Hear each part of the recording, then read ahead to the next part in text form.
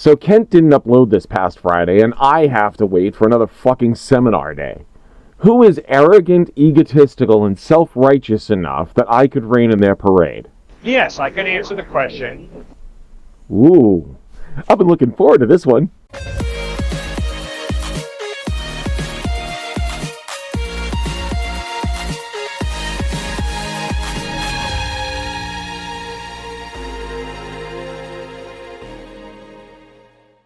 Cliff fucking Knechtle. So this guy walks around college campuses and preaches to students by challenging anyone and everyone around him to a debate on the spot. Look, I don't frankly care what your faith is. You can be whatever it is you want to be. Makes no difference to me, really. But if you're going to go run around a college to milk content off of students, you're on the lower bandwidth setting for life. This guy is so unimportant. No one even bothered to do a wiki on him, and he wrote several books. I looked. I couldn't find one. So, if you're going to go out and mess with kids, I'm going to have a bit of way about that.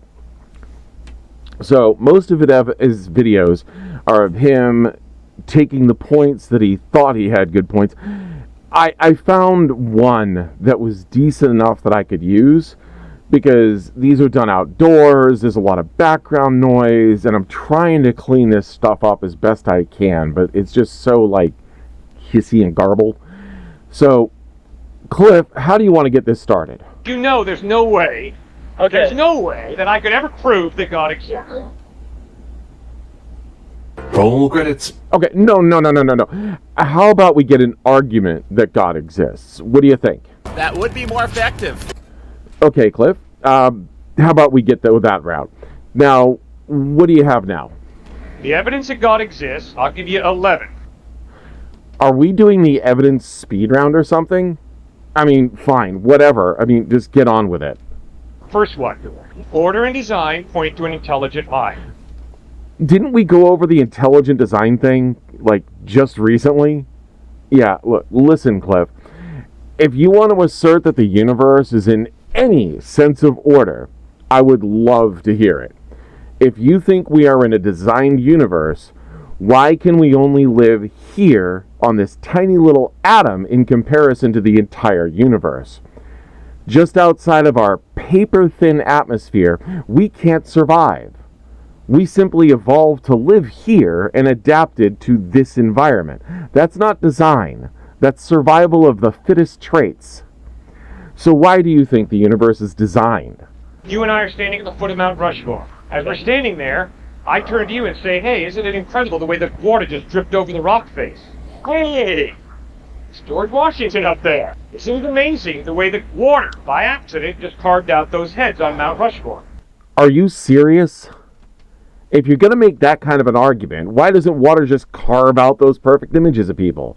Oh yeah, because it's random and chaotic, and we need someone to actually do that kind of carving. It's almost like water and the rest of the universe acts mindlessly, and it takes a mind to bring out order into the chaos. We don't have designer anything. Hell, we even have a really good idea with a mountain of evidence on abiogenesis to start off the evolutionary process. Second point, the universe is eternal. No, it's not. There's a Big Bang. Nope, it is. Just because the Big Banged doesn't mean anyone was banging it. Banging the universe. I swear, if you're about to start off with the universe had to have a ball kicker, I'm gonna really piss you off. The universe has a beginning. Everything that has a beginning has a cause. The universe has a beginning, therefore the universe has a cause. Okay, I've done that one before too. That kind of argument is like a scrotum, so let me put this in a nutshell. The universe started as a point of immense, immeasurable energy where quantum fluctuations caused it to start expanding. But the energy was always there infinitely in the past, and only the universe as we know it actually started. Randomness kicked the football and not your mystical sky spirit or your unseen genie waiting from outside the universe, like watching a snow globe. We are not God's chia pet. I wish there was a God so he could save me from people like you. Ooh, drama. Oh, quit it. First two arguments and he's already gone basic bullshit. I'm annoyed. Shut the fuck up! Fine then. Let him get his third argument out for us. Third piece of evidence for God's existence, the anthropic principle. Life is balanced on a razor's edge. There are so many ingredients that go into allowing this Earth to sustain life. It ain't no accident, sir. It's got to be an intelligent mind. That's just your first argument rephrased. It's literally that. You said the universe is designed and the Earth is in the universe, so your first argument was that the Earth is designed, and now it's your third? I thought you had two brain cells to rub together, but if you can't see that you're proposing the same argument twice, you have to be more of a joke than anyone I've featured so far. I think he's had enough! Shut up! Wow, I feel so loved here. Sorry, you're right. This is just getting really frustrating. We're only just starting. Point 4. The amount of information densely packed in the DNA of a single cell demands an intelligent mind. Designer again. Cliff, you are just focusing the exact same argument down over and over again. But fine, this is as far down as you can get unless you're going to literally say DNA itself later. This seems like a good a time as any to start talking about abiogenesis. This is a topic we haven't really explored too terribly much on this channel, so let's give it a go. Starting with the Miller-Urey experiment, organic matter from non-organic matter. So back in 1952, Stanley Miller and Harold Urey did an experiment on what was then the hypothesized explanation for the beginnings of life. After all, how could mud and basic elements become organic? There had to be some sort of an explanation if science was correct. So they set up a controlled experiment using glass tubes and spheres with methane, CH4, ammonia, NH4, and hydrogen, H2, with water, H2O, all which occur observably naturally. They added heat to keep the cycle going through the tubes and glass that was made sterile before the experiment began. They applied an electrical arc to simulate lightning. That's it. What they ended up with was amino acids forming, an organic compound like what you would find in your DNA. Now, what your typical Christian will say is something like, "But that's made by a mind!" And I respond with, it's a simulation experiment of what would happen in nature. Everything they did was using very common molecules, and we ended up with the building blocks of life itself, showing a huge step in the origin of life. The best part of it all was in 2007, more than 50 years after the experiment, scientists examined the sealed vials from the experiment that Miller-Urey did and found even more amino acids than Miller reported in his findings. So more experiments were done with other elements and compounds, and they found even more ways that amino acids could have emerged from proto-Earth in a hydrogen-rich environment from a large number of asteroid impacts. Impacts we have evidence of from the moon being absolutely covered in strikes from the late heavy bombardment of the inner solar system. Alrighty, job well done. Agreed. Let's move on to his next point. Fifth point. Charles Darwin pointed out that if something is irreducibly complex, the whole idea of evolution by chance and fate falls apart. Well, I am so glad we have had that covered in science for a very, very, very, very, very, did I say very, very long time. We actively see in the fossil records how things and creatures evolve from one stage to another, adding features and taking others away, or changing the use of other features in our like our appendix, now being used for lower intestinal health, while in herbivores it's part of the digestive system. Christians like Cliff will use this argument from ignorance as a point while not bothering to ask the questions of if science has made any strides in understanding these things. This is the dangers of religions like Cliff here. When you cap off every equation with God and don't look into the details and figuring out what is actually going on, you could put a complete halt on progress. Have all the faith you want, but don't push your beliefs on others by rushing down to a school to try to indoctrinate college kids that are still trying to understand the world. Stop filling their heads with the idea that everything they know is wrong. For Cliff, just because you can't wrap your head around how things evolve doesn't mean it didn't happen. Every time we finally understand how something evolved that you think is irreducibly complex, you'll just point out to the next thing that you want to understand.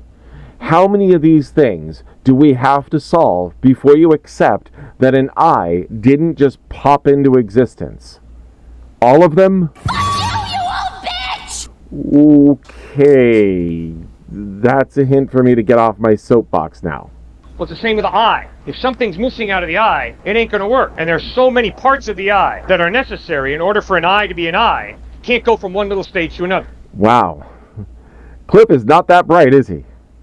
Because we pretty much understand how the eye did develop. So, argument from ignorance. We start with a simple organism. It develops a cell that becomes light sensitive, just light. And not well, just differences in light itself. This becomes beneficial, so the population will end up with it. Then the more of these cells you have, the higher your chances of survivability. But later, those cells end up dimpled away from the surface of the organism. They're now protected and get a higher chance of survivability in the creature. Each stage getting more and more of a chance to survive. The dimple gets deeper, allowing the creature to see light in a specific direction. A membrane between those cells and the rest of the organism forms. Then a thin layer mutates over it. Then two. Then the layer can flex a little and allow for a focus point. As these traits continue to develop in the population, the things can now actually see more detail.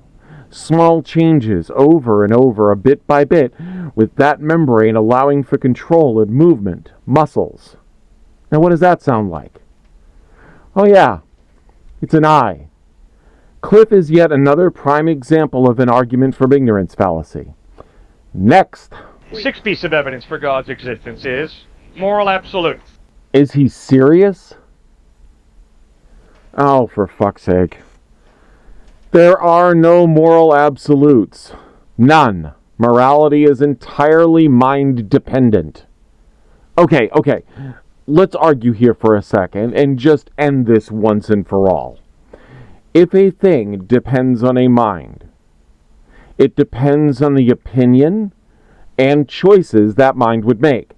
For something to ever be objective, it cannot depend on a mind that can change. If we get our morality from God's mind, it must depend on the opinions and choices of that God's mind. Thus it is subjective to God's mind. There are no moral absolutes if God can change his mind or ever regret a single decision. If you think he can't show regret or change his mind, Noah's flood, King Saul, and the golden calf, 3 instances of God admitting failure and correcting that failure. I suppose that's also an argument for God not being perfect too, but there can never be an objective morality since opinions can change. So give me one moral absolute, Cliff. Go for it. The slaughter of innocent children is never good. It is always wrong. Except when God commands it, right? Have you ever read Deuteronomy chapter 20, Cliff? It says in verses 16 to 20 that Israel is to preemptively commit genocide to every city around them with every single living thing, including the slaughter of the children. Or maybe Psalms 137, verse 9. Happy is he who seizes your infants and dashes them against the rocks. Infants. Any other moral absolutes? The seventh piece of evidence for the existence of God is love. Didn't think so, but sounds funny. Our experience of love tells us that there is more to reality than simple matter and energy. Love, because I care about someone a lot, means God exists? Great. So if this is true, then why do animals mate for life too? Do they have God's love too? We are supposed to be special. And the more and more we get to look at the creatures on this planet, the more I see we are not special. Love is just an emotion. And there are people without the ability to feel emotion. Does that mean God doesn't know about them? Or he doesn't exist for them? Love is just another emotion like sadness, guilt, happiness, and jealousy. If the ability to love comes from God, where do the others come from? And if those come from God as well, how can you tell the difference? Stating this blankly like you do in the video, I'm quoting it, it's empty. I would say that emotion can be seen throughout the animal kingdom, and it's a byproduct of a cooperative evolutionary trait. Eighth piece of evidence is rational mind. Your rational mind points to a rational God. Why? Because it's preposterous to believe that the rational comes from the non-rational. Well, fuck. I guess God exists, right? Oh, no. No. All that means is that because we can think and reason, it has to be God? Nope. Even the tiny little slug knows better than to step on the salt. Is that rational thinking? Yes. Fuck pain! Let's not do that. Stay away from the pain! We do that. We evolved to have a higher intelligence, and we can see other animals with varying levels of intelligence. A rational mind is not an argument for God if there is another explanation that doesn't require mysticism or a God. So far, nothing you've come up with, Cliff, is even remotely decent for an argument. It's ludicrous to believe that the rational comes from the irrational. And that's why Charles Darwin in 1883 wrote a letter to a man named Mr. Graham. If it's true that our minds are simply highly developed monkeys' minds, why do we trust them to tell us the truth about reality? Would you trust the thoughts of a monkey? Lots to unpack here. First, stating that it's ludicrous is straight away poisoning the well. Second, we don't trust our minds.